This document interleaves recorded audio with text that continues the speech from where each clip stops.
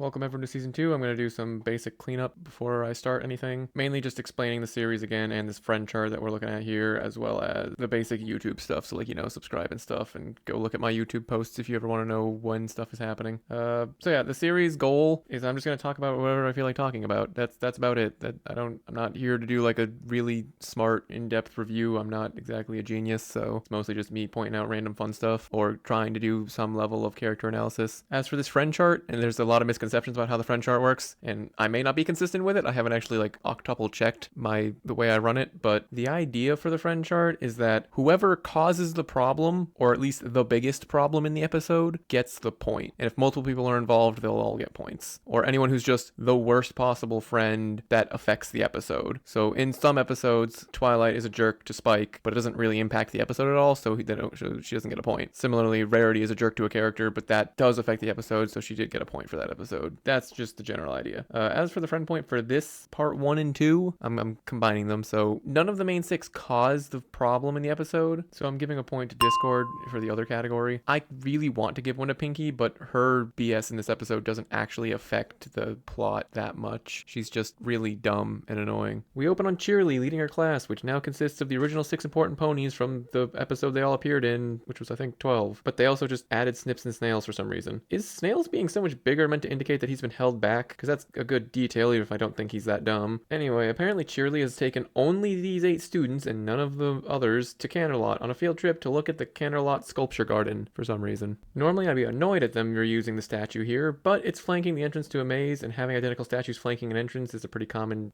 thing, so we'll let it slide. Also, this pony looks like Rainbow Dash a little bit, and this one looks a little bit like Rarity, maybe intentional, maybe ancestors, or I'm just looking too deep. As for the other 2 statues, this one looks kind of like Cupid, or maybe even just a cherub in general. It's a neat reference. While this pair over here, I have absolutely no idea. Also, this maze is flippin' massive. It goes all the way back into the mountains. There was no reason for this. My God. Cheerily says that this statue, that doesn't at all parallel the CMC, represents friendship. This statue was not here in the previous shot, just to be clear. This statue apparently represents victory, so I guess that the statues don't always have to be of a specific pony, but instead could just be a concept. That notion in general is super obvious, and I'm mad at myself for not thinking of it sooner, but it's also a little sad because I had too much tunnel vision on potentially cool historical figures that are just not really anything. This is also the statue that I said looked like Rainbow, and looking up closer, kind of still, a little bit, maybe a little bit too smooth. For some reason, all of the CMC are very irritable on this field trip and keep arguing and giving dirty looks to one another. Not entirely sure why, it's just where the episode starts us at. Obviously, it's to help kickstart the conflict of the premiere, but I feel like having Diamond Tiara gaslight them or just antagonize them in general would accomplish basically the same thing without making the CMC randomly upset and hurting their friendship, especially because it doesn't really go anywhere for their character. Cheerly then walks everyone up to another statue that wasn't in the establishing shot, and we see the other statues from the establishing shot in the scene, so we know it's the same location, and she asks what they noticed about said statue. After everyone talks about it, pointing out its physical characteristics, and she asks what they think it all represents, everyone gives a bunch of different answers. And Cheerly, after looking annoyed as they start fighting over which one of them is correct, says that they're all correct, as it is a Draconiquus, and it represents discord, and chaos, and etc., which the CMC are perfectly displaying in the moment, which normally is good writing, but why is it the CMC? We also see Discord statue pulse with energy. Headcanon-wise, I would like to think that this is Discord influencing the CMC to act this way, but that's never hinted at or stated, so we're kind of stuck with the CMC just being brats for no reason. Plus, he's still sealed, so his magic probably can't affect them at the moment. I honestly didn't think Snails was capable of malice, but damn, this face here is quite happy at the CMC's punishment. I get that they were fighting, but it was only between themselves and the others weren't really involved, but my God, he looks so smug. And with all their fighting, Discord statue cracks. Also, no changes to the show intro, same as season 1, like the theme song. I did double check that, there is no changes. Oh boy, everyone's favorite, another group shot. Let's see, we got 3 Bonbons, which makes Bonbon 47. That's not all, we also have 3 Trixies, and this skyline shot is very similar to another one from an episode where there were 4 Trixies. Also, Celestia's gardener is hanging out, and so is his changeling, apparently. We join Rainbow as she's trying to poof some weird pink cloud. However, the cloud has the properties of both rubber and gum, thus providing a massive challenge to her. The clouds are also mobile and move at high speeds. Rainbow yells at the cloud that it's not supposed to rain until tomorrow, and gets upset when it does rain, acting like it's sentient for some reason. She also behaves like it's not a thing that clouds can just rain on their own, which does make sense given how much control ponies have over the weather. Ugh. along, Applejack harvesting corn. So yeah, this here reveals that the Apple family does run more than just the apple side of farming. They just like apples the best, I suppose. Pretty sure someone commented about this scene on a season 1 video where I was confused about the carrots or something in the background. So yeah, they do a bunch of other sort of stuff. They just have only done apples on screen for now, until right here. Rainbow flies by and Applejack calls out about the weird chocolate milk rain, and Rainbow relays that there's weird weather all over Equestria, with Cloudsdale having a cola storm. All this right as Applejack's corn crop starts popping into popcorn. Rainbow also mentions that she's not leaving until she gets control over Ponyville's weather. Hooray for, I guess, loyalty, or actually just doing her job. Pinky shows up with Rarity, and Pinky's having a great time eating popcorn and drinking the chocolate milk rain, while Rarity just came to help, provided she doesn't have to get wet or dirty. Good try it, Rarity. You really tried. It's a good heart, but bad execution. Discord has given me green apples on the trees. I'm on his side now. I've converted. Fluttershy calls this bunny Angel, even though it looks way different than the usual Angel, with noticeable eyelashes, the wider nose being like the two prominent big differences. Plus, just looking at this bunny, does this look anything like how Angel's ever depicted? The answer is no. Okay, I'm no longer on Discord's side. This is horrifying. Cloven bunnies must burn in unholy fire. Twilight appears and claims to have a spell that will solve everything, which has never been true and will never be true. Also, the landscape looks weirdly barren, with only trees on one side, and only some of those trees having anything on them. Like, the backdrop of this shot just feels really empty and weird and barren, and I don't like it. Twilight uses some crazy flashy spell that coats the entire landscape in her magical light, and it accomplishes nothing. I have no idea what she was trying to do, but it's the most powerful looking spell she's tried. Oh, and a few seconds later, she calls it the fail-safe spell, which is about as nebulous as every other spell in this series, so that tracks. Not sure who invented the umbrella saddle, but it's a really cool invention. Rarity encourages Twilight and gives it to her, and with Rarity's confidence in Twilight, Twilight comes up with a plan. Fun detail we'll notice a lot is how Twilight will doubt herself, but the confidence her friends have in her will give her the confidence to do, all the cool stuff that she does. It's not that she's getting like a sudden power up or she suddenly becomes able to do things because of the power of friendship. Instead, it's the power of friendship giving her the confidence to do something she could already do, but didn't have the confidence to do. And I mean, the power of friendship is an actual power, but they don't really use it other than like big magical laser beams. So everyone starts following Twilight's instructions, and having Rainbow gather all the clouds is well and good, but how in the name of Celestia does Applejack lasso them? Even if they are, well, cotton candy and not clouds, they wouldn't have the ability to be grabbed like this. Gravity would just pull them down. Now, of course, they're infused with chaos magic, so they wouldn't really worry about gravity, but the rope still would. Of course, the clouds are sticky, but Rainbow was able to shake it off. Regardless of those, the lack of weight or mass of the cotton candy would just make it get split in half, though based on what we've seen, it can temporarily disable a Pegasus like Rainbow, so it has to be somewhat durable. God, I can't tell if this makes sense or not, but at the end of the day, it's literally chaos, so sense doesn't really play a part in it. I still find it weird that Applejack was able to interact with it super easily, but,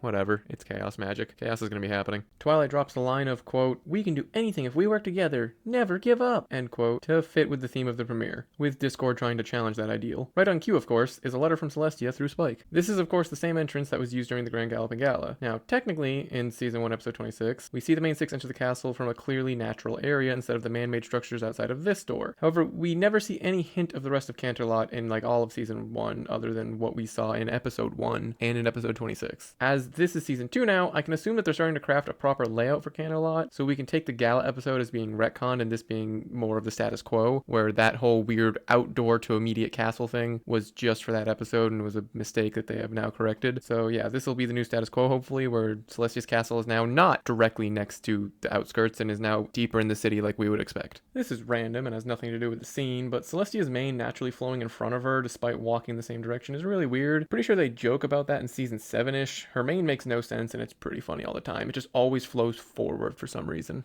We get a weirdly out of place shot that's beautifully lit with dynamic lighting while also having a hint of Discord's presence in the scene. This is just a really, really nice frame, and I don't know why it's in Season 2. It feels out of place compared to the relatively standard animation we've seen from the rest of the series. It's really nice regardless of the fact. Celestia reveals Discord's name and calls him the embodiment of disharmony, a natural enemy to the elements of harmony, of course. She also reveals that he was the previous ruler of Equestria before Celestia and Luna fought back and stopped him. I'm gonna be honest, I completely forgot that was a plot point, and that's a really cool detail and good world building. Very interesting, kind of terrifying even. She also reveals that she and Luna are no longer connected to the elements, which is something someone mentioned in the comments recently on a Season 1 video, which explains why we never see Celestia try to use the elements ever again. When she became disconnected is unclear, but I'd wager it's literally just the first episode of the series where Twilight activates the spark of friendship and they rescue Luna from Nightmare Moon. That just seems to track the most. Twilight questions the whole not connected thing, so they'll probably explain this in better detail in the future, but I think I'm just going to get ahead of the curve and call it out. So if you were wondering what happened to the elements after said series premiere, Celestia had taken them and sealed them in Canterlot Tower, so Celestia's been safeguarding them until they're needed, which also makes sense. Her taking responsibility for super powerful artifacts artifacts instead of leaving them in the hands of her inexperienced protege is good thinking. Keeping them all in one place is a little dangerous, but they also only work all together, so might as well. Plus, they're a mostly benevolent force that can only be used or activated by specific ponies, so it's not really a danger if they're taken. It's mostly just dangerous for them to be broken, which is the big problem. The main point being that even if they are stolen, they aren't going to be used against anyone. They're just going to be either broken or kept out of the reach of people who could use them to make it better. Celestia tells them that only they can beat Discord now because herself and Luna cannot match him without the elements. That's not directly stated, but from what we have already seen and what we will see, Discord is the de facto strongest entity in the show's universe and existence, etc. He literally can't lose if he's actually trying to win. Thankfully for everyone else, he mostly just wants to have fun and cause chaos and just be a general nuisance. Celestia's horn being the key to the door is pretty funny and also decently secure. It also requires her magic, so it's not really something that can be bypassed very easily, but, well, their opponent is Discord, so there's not really a whole lot they can do about it. Celestia's expression is mildly confusing to me here. She seems determined or confident, not entirely sure why. Maybe she likes showing off her security measures, maybe she feels like Discord is going to regret coming back. Not entirely sure what she's going for here, honestly. So yeah, as I said, Discord is disgustingly overpowered. He already took the elements, and despite what his attitude will be in part 2, he did consider the elements enough of a threat to remove them. But his removal of them might also be because he didn't know Celestia and Luna weren't connected to them anymore, and once he learns it's these new 6 schmucks, he doesn't really fear the elements as much because he doesn't believe that the 6 of them are anywhere close to the sisters in terms of using the elements as a weapon. And while he does hear right here that Celestia mentions that the main 6 use it to defeat a great foe and use them at a higher level of power than her and her sister ever did, Discord didn't know that when he stole the elements. But he's also a mixture between really smart and really dumb. The writers just sort of choose which one he is at any given moment and then just hide behind, oh, he's an arrogant piece of crap, so of course he's going to make some bad decisions, which isn't great character writing, but it is what it is. While everyone is shocked and probably scared that the elements are gone, Pinkie has entered her unfortunate persona that she will have for most of the rest of the series, where she just sort of leaves to go be happy and eat the clouds and drink the rain, while her friends and all of Equestria are in danger. Remember how in season 1 Pinkie understood the danger of Nightmare Moon and contributed a lot to their success by finding things that were needed and,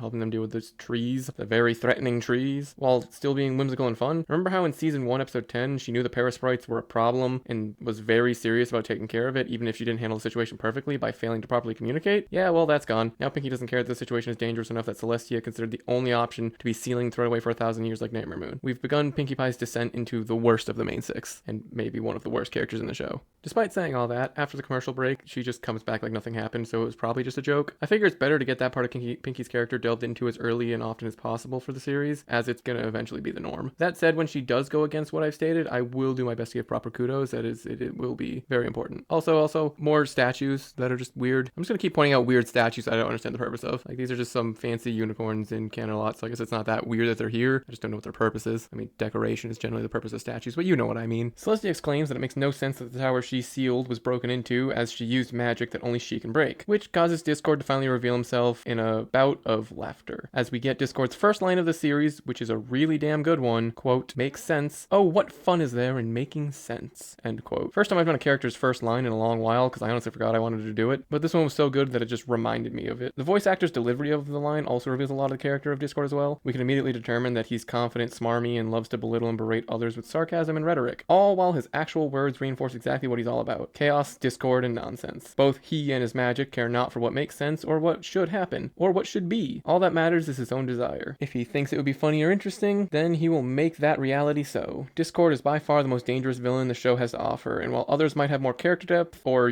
malice, he has the pure fear and aura needed to be remembered by everyone who watches the show, and it's also why he's the most popular villain, probably. This shot is the first 3D panning shot the show ever does, and it's very jarring when you first see it, but it's also cool. Discord shows himself to be the glass painting of himself, and he complains that Celestia doesn't know how boring it is to be sealed in stone, because he doesn't seal ponies in stone, showing that he thought that such a fate and punishment was needlessly cruel. Of course, anything less and he could simply escape, so she didn't really have much of a choice while he's being malevolent. Oh boy, more expressions to analyze. 50% of the main 6 confuse me. The other 3 make sense. Fluttershy scared? Check. Twilight serious because Celestia serious? Check. And Rainbow is raring to go? Check. But Applejack, Pinkie, and Rarity are all just hanging out with generic expressions. Applejack should probably also be determined and ready to go like Rainbow, as she tends to jump into danger to save others. Rarity could be worried or even upset or nonchalant, I guess. Pinkie's should be something like anything could be justified if we're being honest. I'd go with excited, as she enjoys what Discord was doing earlier, which, while dangerous and problematic in and of itself, would at least lead to some consistency within Pinkie's character. She likes chaos too, as long as it's fun. I think she even mentions in another point in the series that she likes what Discord does, but then he starts to get mean about it and he doesn't like that anymore. That's some good Pinkie content. I don't think it's in the premiere though. I remember watching through and being like, oh yeah, that'll happen eventually, and then it never does. So I think it might be a future Discord episode. Oh well, I'm getting ahead of myself. Let's move on. Celestia is being very confrontational and serious, demonstrating how big of a threat she considers Discord, while Discord says he, quote-unquote, borrowed the elements and is acting very calm and confident, and disinterested, even calling Celestia's attitude grim. Without the elements, he knows they can't really do anything to him, and he's right. There we go, all the expressions are fixed and now everyone is mad. As for Rainbow, she got so mad that she went over to try and charge Discord, who was in the glass. Not sure what she was expecting to happen, but she sort of just smashed into it. She didn't break it, so that's some really reinforced stained glass. We've seen her completely obliterate wooden housing, so you know. Discord is flexing by demonstrating that he already knows everything about the main six. Rarity isn't taking things as seriously as she maybe should, although I did also say she could display her nonchalance, because she claims that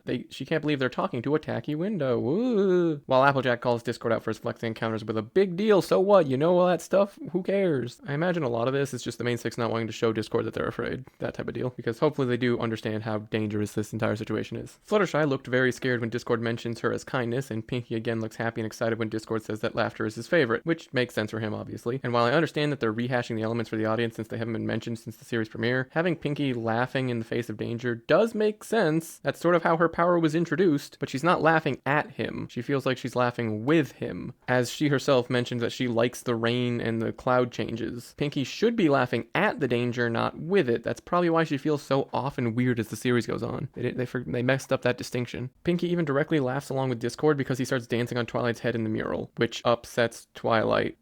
Cue the clip. And me too. It's no fun upsetting your friends. Thankfully, she does get a look of regret and shame when Celestia resumes confronting Discord, so there's at least some bright side here, I guess. Discord then decides to tell the protagonists where to find the tools to defeat him, part of the whole him being dumb sometimes issue. Obviously, he's so powerful and arrogant from the fact that he doesn't see them as threats that he is willing to do this, but that doesn't mean it's good villain writing. It's a common trope that's somewhat annoying, but it's been overplayed more since this episode came out rather than before when it was first releasing, so I'm not that annoyed by it. Anyway, here's his fancy, I don't really want to call it a riddle, but I can't think of what else to call it, so riddle it is. Quote, to retrieve your missing elements, just make sense of these changes of events. Twists and turns are my master plan, then find the elements back where you began. End quote. I could break this down and explain why it's good foreshadowing for the rest of the premiere, and I think I will actually. The first line is just setting up the goal, just make sense of these changes of events. He's basically saying it's impossible, and this is just to taunt them. His literal first line is that making sense is boring and dumb. Then he goes on to twists and turns are my master plan, which teases the maze he plans to utilize, which was also foreshadowed at the beginning of the episode with the CMC's field trip. Then he goes to, then find the elements back where you began, which of course teases the location of the elements in Ponyville. It's actually a non-diegetic hint from Discord. I'm not sure if that's the right word, but it's basically, it means that the hint works both in and out of the universe. As in universe, it reminds Twilight that she needs to go back to where she first started her journey with the main six, back in Ponyville, back in the library, with the book of the Elements of Harmony. But to the people in the audience, what's the first thing we see when the series began? It was the book that the elements are in. It's a really neat riddle, I'm gonna call it still, but I've been ranting about it for a while, so let's move on. Twilight unfortunately fixates on the wrong part of the riddle and thinks they need to go to the maze. While I'm pretty sure Discord would have forced them to go into the maze regardless, they just go there on their own. He was probably laughing pretty hard at that. Celestia also just rolls with it and lets them do it even though it was literally the first thought they had. She also knights Twilight, which is interesting. Better question, why doesn't she try to help? I get that Discord would almost certainly stop her and capture her, but he can do that anyway. Maybe she knows him well enough that if she leaves him be, he will leave her be, as that's kind of what we see in the flashback in the later season. He didn't really bother her or Luna until they came to bother him. Then again, he probably also didn't know about the Elements of Harmony at that time, but he's also been alive for countless eons, so like, I don't know.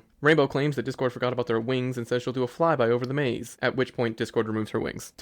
Discord then preemptively removes the unicorn horns as well, for safety. You can just do this, like, good lord. And Discord finally appears in the flesh to taunt and explain the challenge to the main six. I say challenge as that's how it's being framed. But of course, I mean trap. Much better expressions this time around. Several angry and determined, Fluttershy scared again, but now Rarity and Pinky are also kind of shocked and surprised, not expecting him to be able to do this kind of thing. Like they're finally understanding the danger he poses to everyone. Discord reveals the rules of their game. 1, no flying or magic. And 2, everyone has to play or you wins. That's it. Can't have too many rules in a game of chaos. That'd just be order. The main six don't get disheartened because they have each other and they announce such out loud that they can do anything as long as they're together. So of course Discord, who's listening at all times, separates them all onto their own paths in the maze. I get that they don't have telepathy, but damn, do they really need to be yelling out their weaknesses like that? Applejack is the first to see something weird, and it's 3 apples symbolizing a cutie mark on the ground. We will proceed to see the main six exhibit zero self-preservation instincts in the face of an all-powerful malevolent entity. certainty by approaching every little thing placed in the maze in their path. Also, yeah, obviously Discord would just make them go to wherever he wants them to go to, but the fact that they don't even try is what's sad. The apples literally start rolling away and she just follows them. Applejack, why? Applejack meets a bunch of sentient apple monsters who call themselves the Keepers of the Grove, able to answer any question about past, present, or future. And then immediately after saying she doesn't trust the maze, she will proceed to trust these things with her life, implicitly, and ask them a question. Applejack embracing the power of the dumb so hard. She has already seen Discord manipulate reality and just trusts that this isn't a ploy by him. Discord then shows a future where the main six all leave never to see each other again, which means Discord is either predicting this outcome or he genuinely can see the future. Because other than a few tiny details, this is basically what happens. Either way, it's an insane thing for him to be able to do. He's either has incredibly good prediction powers, which means he's probably smarter than he generally lets on, or he can just see the future, at which point, how does he lose to pretty much anything? Discord then uses his power to alter Applejack's mind with another spell. Quote, all the truth seems to make your heart ache. Sometimes a lie is easier to take. End quote. Effectively reversing her persona from being honest and truthful to one of lies. This shows us exactly what Discord's game is. He wants to take the embodiments of the elements of harmony and turn them into the elements of disharmony, their opposites. As he has a dark sense of humor and finds harmony and order so appalling, he wants to dismantle it in the most insulting way possible. Good character writing for Discord. The ease at which Applejack is deceived is mildly annoying. The same will be true of all the main six, save for Twilight, so I can't hold it against her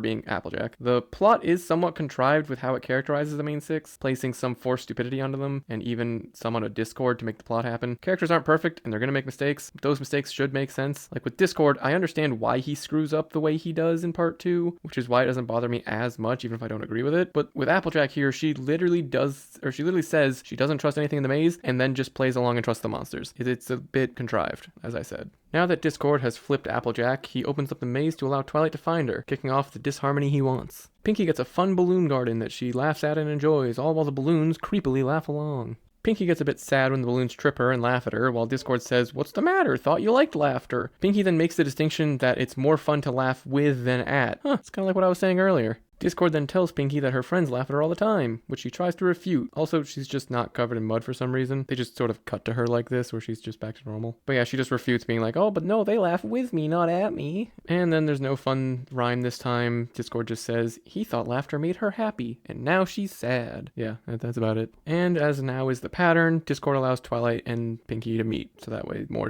disharmony can happen. Twilight claims that the stress of the situation is getting to them, despite the fact that she was directly told that Discord is a spirit of disharmony, and, chaos. She just assumes that they're acting weird for no other good reason. It's never demonstrated that Discord is affecting their minds prior to the mind-altering magic he uses, so they're just being really dense here. Twilight of all ponies shouldn't be that dense. They're framing Twilight's thoughts as, she doesn't believe that they could behave like this, so she doesn't even consider it a possibility, which is nonsense. She's seen Applejack live for the birthday party and Pinkie be upset in said same episode, so she knows that they're capable, even if it's not the norm. But it's expressly because it's not the norm that she should be suspicious and wary instead of just worrying about their stress levels. That being said, it is nice that she's worrying about their stress levels, but that's not the point. Rarity is just defying physics here. Another demonstration of how crazy Discord's abilities are. He's warping like the actual planet, not just Rarity's perception of it, but like the actual shape. Discord doesn't even try something clever with Rarity. He just shows her something beautiful and influences her to take it. She breaks out of his control to try and run, but just doubles back because it's pretty. It's framed that he's influencing her the entire time, but he only does the mind-altering thing once, and she breaks out of it without losing her color. So she probably should have been in character still. Oh well. A hint that they could be under more of his influence than is shown is how Rarity sees this giant diamond, but we see, and the other main six see it as just a rock in a moment. But this is also after he's properly influenced her, so again,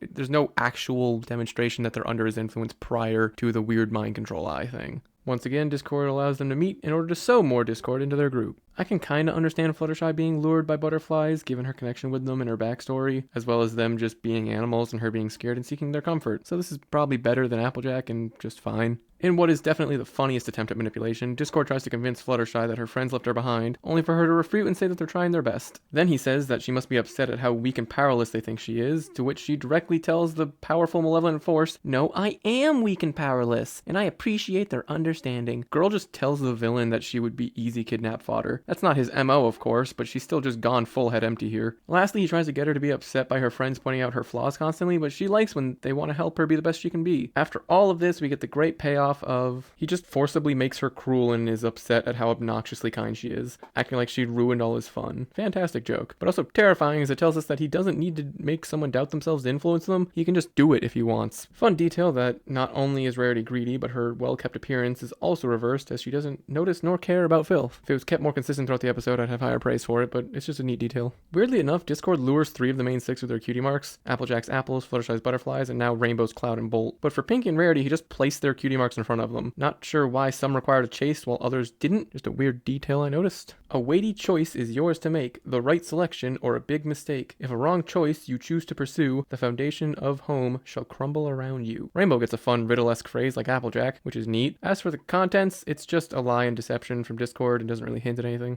Derpy 36. Also, Discord shows Cloudsdale crumbling in a false vision to Rainbow to make her leave and abandon her friends, creating her disloyalty. Discord uses his magic to force Rainbow into leaving the game, which causes him to win, demonstrating his own dishonest personality. He doesn't make a game to be fair, he makes it to win and torture its players. Discord removes the entire maze, another demonstration of his insane power. For some reason, Discord just gives the other main 6 members their horns and wings back. Not sure why he wouldn't keep those, but okay. Another questionable decision. I get that he thinks he won, but still, you could just keep those and remove any possibility. It does actually end up making a difference because Twilight uses both her teleportation and her bubble shield for the first time in part 2. On to part 2. Discord is laughing and taunting them again, so Pinkie, who now has their new angry persona from being corrupted, gets mad at him and calls him out, only for Discord to reveal that this is the most fun he's had in eons. That's multiple thousand, meaning not only has he been around longer than Celestia, which is obvious for a conceptual being, but it's confirmed here, but that he didn't have as much fun with any other being for, and this is by the dictionary definition, a very long period of time that cannot be measured. I'm just assuming multiple thousand, because we never hear eons referenced even in terms of Celestia. But yeah, unmeasurable time, but also plural unmeasurable time. And despite that amount of time, and being the previous ruler of Equestria, he still somehow hasn't had more fun than this, which is a little sad if you think about it. Twilight complains that Discord isn't playing fair, and he says what I said in part 1. Spirit of discord and disharmony, hello? Man, is Twilight really this naive? Because I don't remember her ever being this bullheaded outside of Dragonshy, or when a joke requires it. This is like actual serious business. Your idol and god in mortal flesh is counting on you. Why are you so trusting of a clearly hostile force, who even she is wary of, she being Celestia? Discord then laughs at Twilight for thinking the elements were in the labyrinth, only for him to use basically time magic to show her the riddle again. And I know this is time magic and not like illusion magic, as Discord and Twilight appear ethereal. Granted, this isn't technically time travel, this would be more of like spiritually sending your souls back in time or something. They're not like physically there, so it's more of like we're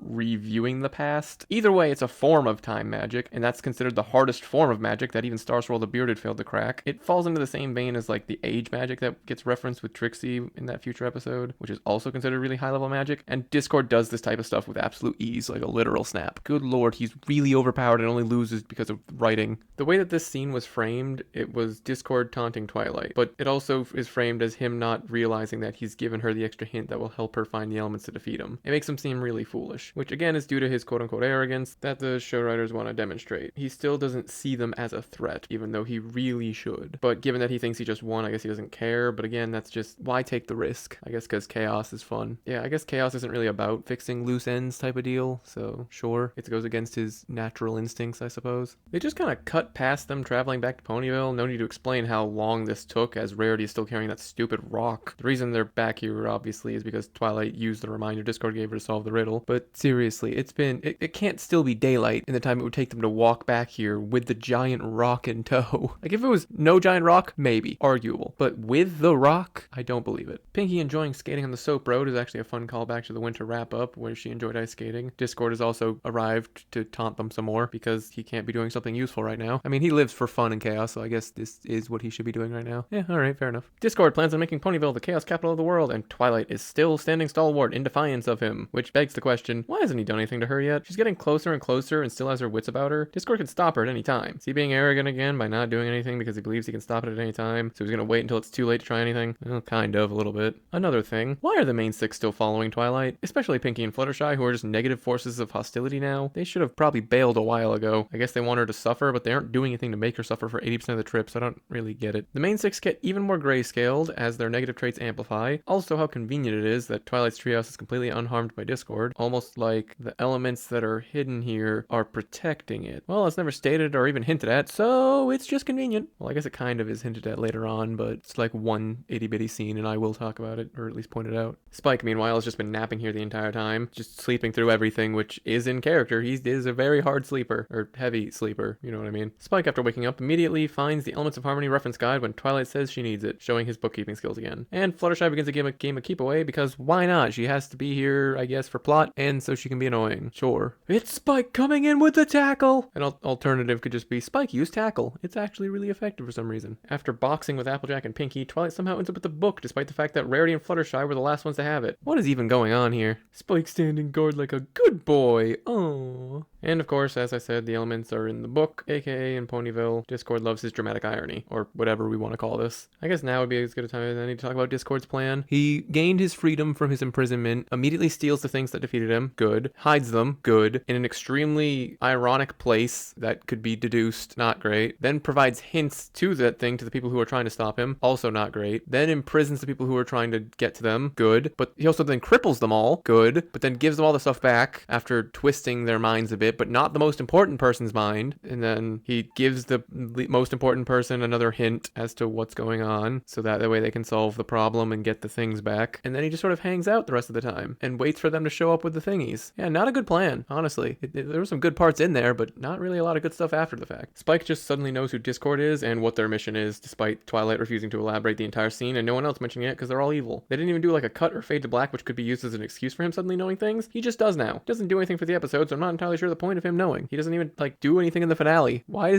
did this happen? Twilight is getting irritated and acting very rash and curt with everyone, even dubbing Spike the new Rainbow Dash. And I'd just like to say that Spike would make a way better element of loyalty than Rainbow ever does. He is actually ride or die with Twilight all the way, even Rarity and some of the others too at times. My homeboy is the most loyal. Discord, who somehow has better understanding of the elements than Twilight, likely due to his age and nothing more, is filled to the brim with sarcasm, sass, and smarm, likely because he knows the elements won't work due to his chaotic influence, removing aspects of the elements from the main six. At least that's what we can assume. There's some other options I'm going to bring up later. Discord being slightly surprised at how far they get into the ritual, at least I'm going to call it a ritual, before his confidence bears fruit and every element activates except for Rainbow Dashes, which means it wasn't actually his influence in the main six that are present that saved him. It was the fact that he removed one of the main six from the equation that did. Which, I mean, yeah, that would also do it. Discord applauds the main six for demonstrating that harmony is dead and chaos reigns, giving the ever-childish Discord rules Celestia drools shtick, showing he cares more about Celestia's failure and weighs her as more of a contender than the main six. He never really cared about them and never considered them anything but nuisances, but he was wary of Celestia at least a little bit, or at least he shows more concern with her existence. Twilight losing her friends causes her to skip the intermediary stage of Discord's corruption and jump straight to grayscale. The fact that it took losing her friends to disrupt her element is consistent with the whole friendship is magic ideal. Her magic and her spark literally are friendship, and now that she's got nothing, she's gray. Solid keeping with the theming. It's super cheesy, but the tear falling into a broken heart is both sad and really funny symbolism. Oh my god, it's so cheesy. Discord placing a perpetual cloud above Twilight is pure petty, and why he's really fun as a villain. I don't know about you, but villains that are unnecessarily petty about very minor things are generally pretty funny and entertaining to me. I don't know if this pony appears again, but I imagine she's called Screwball, and it's a funny design. Pretty sure Fanon has her as like the daughter of Discord or something. I don't really follow a lot of Fanon content, to be honest. Discord hounds Twilight, trying to show her all the chaos he's causing and get her to react to it, because he enjoys seeing others react to his madness. But she's no longer engaging with him. It's probably why he finds Celestia boring, because she doesn't tolerate him and is very serious when dealing with him. Discord, however, calls it a win because he gets Twilight to admit that it isn't her home anymore, so he's not too bent out of shape about her attitude. Meanwhile, Celestia has been torturing Spike by sending letters non-stop. She knows how the spell works with him and how it affects him since she taught it to him. This is a little messed up. It's obviously for a good reason, but damn, girl. That being said, this move by Celestia does save the day, as the letters are all letters to Twilight Center since moving to Ponyville, serving as a reminder of the friendship she has so she can reignite the spark and wield the power of friendship once again. So it's not nice, but it was the correct play, I guess. Twilight actually reminds Spike what she said when she came to Ponyville, and it's something that I myself commented on. Quote, "The future of Equestria doesn't rely on my making friends." End quote. She herself finally realizes the opposite is true, coming to understand that friendship is a literal form of magic, and it's strong enough to contend with Discord. Nice. She vows to fight for her friendships for the sake of Equestria, but then notices Spike's disheveled state, finally, and, lets him rest. My poor boy needs to take a break, and he's finally getting one. I didn't really show it, but Twilight was swinging him around and stuff. It was super cute, even though he's suffering horribly. Celestia isn't stopping. Please stop, Celestia. You can't take much more of this. Twilight starts by heading over to Applejack, and we can also see there's evil Big Mac and evil Granny Smith. No Apple Bloom though. In fact, we don't really see any of the CMC. Weird. Well, they're not really evil, they're more like opposites, but for some reason Big Mac is a dog, even though I would give him a pretty dog-like personality to begin with, and Granny Smith is just tap dancing, so she's very active. Twilight uses a crazy strong new spell that we have no idea how she learned to show the memories of a person's true nature to them. Damn nebulous magic. This isn't even going to be the last time we see this spell. It literally gets used again, I think it's season 3. Ugh. I'm guessing that Twilight went to Applejack first, so she'd have some muscle. They go around to grab the others at this point, with Fluttershy being next. Also, Applejack's hooves actually ruffle up Fluttershy's tail, which is very adorable and a good detail. Rarity asks to never speak of Tom the Rock again. Fair enough. By the way, they named the rock Tom, in case you were wondering. They literally just gloss over Pinky, who's just laughing up a storm. Also, why did they go back to the farm just for a cart? That's crazy. Just make her walk. She has legs. Twilight finally recognizes that the elements won't work without Rainbow. That's a good sign. However, Rainbow is under Discord's illusion still, and thinks that Cloudsdale is that tiny cloud, and that everything is great because she chose to come back and abandon her friends. For some ungodly reason, they trusted Fluttershy to hold Rainbow down. I lose brain cells for every decision they make like this. They literally had a rope with Applejack that they could have lassoed around Rainbow. Sure, she would have struggled to pull the balloon, but it's better than letting her move at full speed. Like, they just tried to make Fluttershy use violence for no reason. It's like they don't even know her despite it being season 2 already. Oh look, they did the thing that I said and had Applejack lasso her. There you go, just a little slow in the uptake. But they didn't secure the rope, so now Pinky and Rarity are dangling from it where Rainbow pulls them. Bruh. Oh good, Rarity explains that Pinky was supposed to secure the rope and Pinky just oopsied. Honestly, I don't even think this is worth calling Pinky out on. Oopsies are allowed, and if it wasn't for all the other BS going on with her, I probably wouldn't even bring this one up. But she has a lot of bad stuff going on with her right now, so yeah, I'm bringing it up anyway. Rarity is then needlessly harsh towards Fluttershy, telling her to fly faster as Fluttershy is in tears, claiming she can't. Fluttershy, the widely known not great flyer, being told to rush and hurry to catch up to the widely fastest flyer. I'm gonna assume Discord's magic is making Rainbow a little bit slower than normal, because she's supposed to be like the opposite, like disloyal but also a little slow. But even like a slow Rainbow Dash is still faster than Fluttershy. I don't know why I'm headcanoning this. Somehow all Twilight needs to say is that Discord wins if she can't fly faster, and now she can. They tried that same trick on her in a future episode and it doesn't work, by the way. They could just as easily had Twilight use her magic to teleport onto Rainbow, or teleport Rainbow to them, which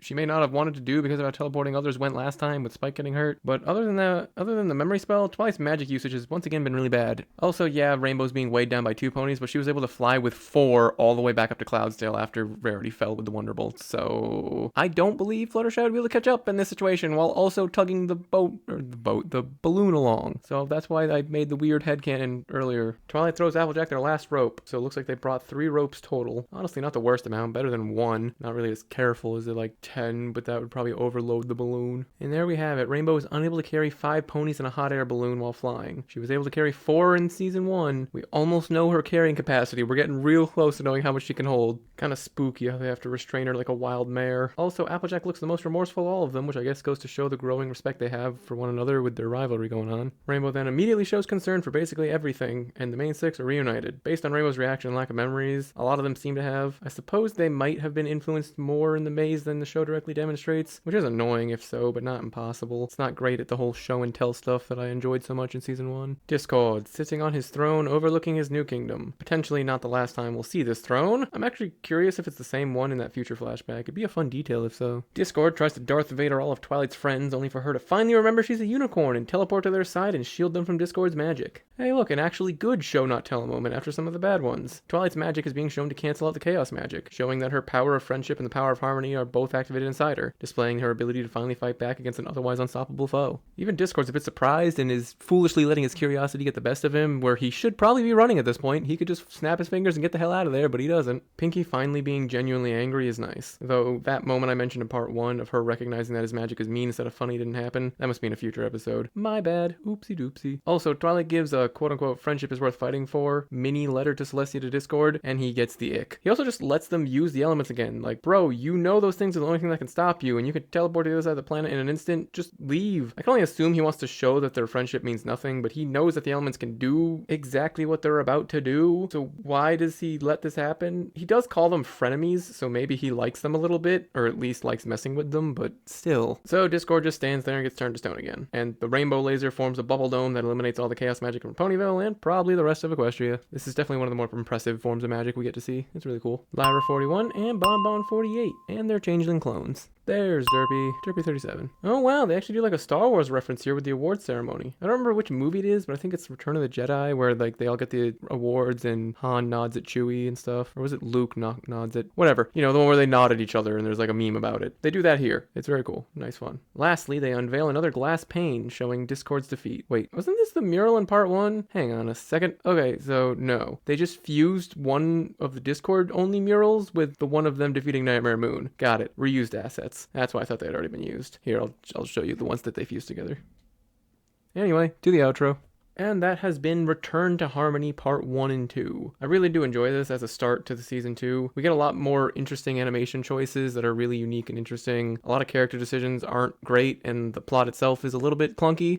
But, you know, it introduces Discord, who's a fan favorite. I personally also really enjoy them, even though he isn't phenomenal here. Does a lot of big dumbing going on. Pinky is starting her descent into, you know, failure, which is a bit sad. But, you know, I have a lot of problems with, you know, the way the plot goes of how the characters are doing things. But I can't give it a negative, really. It's still really enjoyable and I don't hate it. It's just not the most well-written thing. It's just entertaining at the end of the day. I'll just slap it with a 5 because I don't want to give it a negative score, but it might end up being one at the end of the season. We'll find out. See you later.